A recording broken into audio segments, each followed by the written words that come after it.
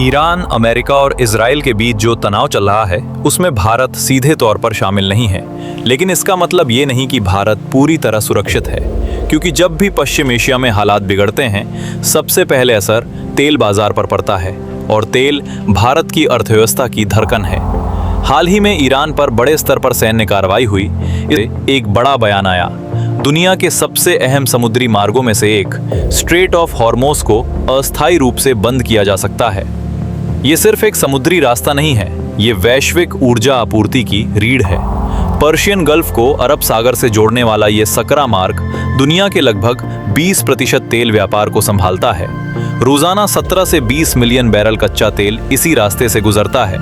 Saudi अरब, Kuwait, Iraq, UAE और Qatar जैसे बड़े निर्यातक देश अपनी सप्लाई इसी मार्ग से आगे भेजते हैं। कतर की बड़ी मात्रा में एलएनजी भी इसी रास्ते से एशिया और यूरोप पहुंचती है। ऐसे में अगर ये मार्ग बाधित होता है तो वैश्विक सप्लाई चेन तुरंत प्रभावित होती है।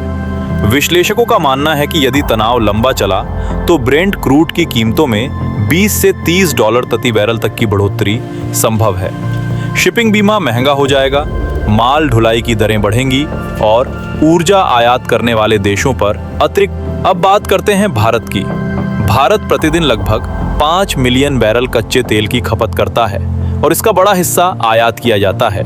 यदि हॉर्मोज मार्ग से आने वाली सप्लाई बाधित होती है तो महंगाई, रुपया और चालू खाते के घाटे पर दबाव बढ़ सकता है। लेकिन तस्वीर का दूसरा पहलू भी है।